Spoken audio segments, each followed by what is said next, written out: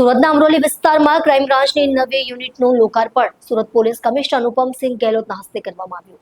શહેરમાં કાયદો અને વ્યવસ્થા મજબૂત બનાવવાની દિશામાં મહત્વપૂર્ણ પગલા તરીકે આ યુનિટ કાર્યરત રહેશે। ગુનાઓ પર અસરકારક નિયંત્રણ અને અમરોલી સહિત આસપાસના વિસ્તારોમાં શાંતિ સલામતી જાળવવા હેતુસર આ યુનિટ શરૂ કરવામાં આવી છે। શહેરના અમરોલી વિસ્તારમાં ગુનાઓને લગામ આપવાના હેતુસર સુરત ક્રાઇમ બ્રાન્ચની અમરોલી યુનિટનું આજે ભવ્ય લોકાર્પણ કરાયું।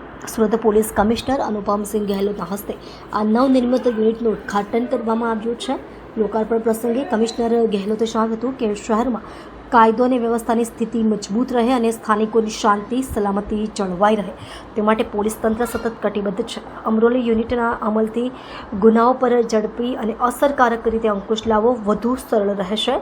ક્રાઇમ બ્રાન્ચની નવી યુનિટ સુરતના પૂર્વ ભાગમાં ગતિવિધિઓ પર નજર રાખશે અને ગુનાખોરીની ઝીણવટભરી તપાસ હાથ ધરશે। અમરોલી વિસ્તારમાં છેલ્લા કેટલાક સમયથી ગુનાખોરી માટે આ વિસ્તાર ચર્ચામાં રહ્યો છે, જેને ધ્યાનમાં રાખીને યુનિટનું નિર્માણ કરાયું છે।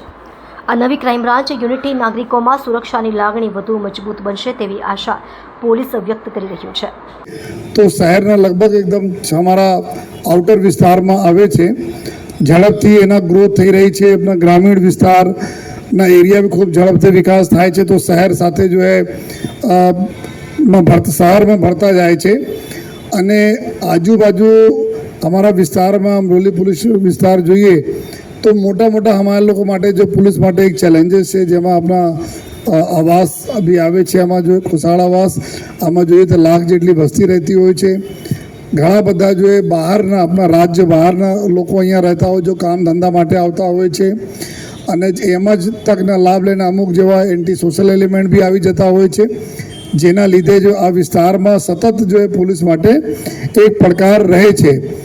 આ સિવાય પણ આ વિસ્તારના આજુબાજુ આપણા જોઈએ તો સીધા હાઈવે જવા માટે નેશનલ હાઈવે જવા માટેનો વિસ્તાર છે, આપણા ઓલપાડ જવા માટેનો વિસ્તાર છે અને ઘણા બધા ગામડા બી અત્યારે તમે જુઓ તો રૂરલ એરિયા ગ્રામ વિસ્તારમાંથી પોલીસમાં શહેર પોલીસમાં મળવામાં પણ આવેલા છે। અને તમે અહીંયાથી જુઓ તો જો પોલીસ કમિશનર કચેરી છે, આ કચેરીથી લગભગ અગર તમે કન્ટિન્યુઅસ ચાલો 40-45 મિનિટ જેટલા લાગી જાય છે અહીંયા પહોંચતા જોઈએ અને ક્રાઇમ બ્રાન્ચના ઓફિસે બી દેખો તો અડધો કલાક વધુ સમય લાગે છે અહીંયા આવતા જોઈએ।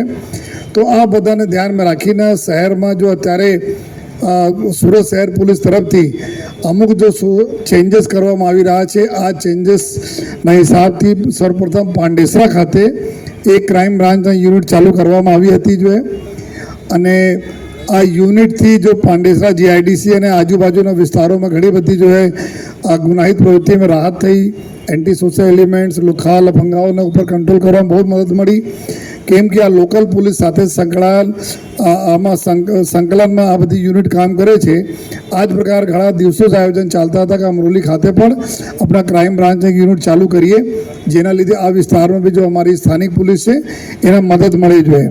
તો આજથી ચાલુ થયા છે। એના માટે સર્વપ્રથમ હું ક્રાઇમ બ્રાન્ચના જેસીપી શ્રી રાઘવેન્દ્ર વત્સ, ડીસીપી ભાવેશ રોજિયા, પીઆઈ મોદી અને આખી એના ટીમને જો ખૂબ ખૂબ અભિનંદન આપું છું। સાથે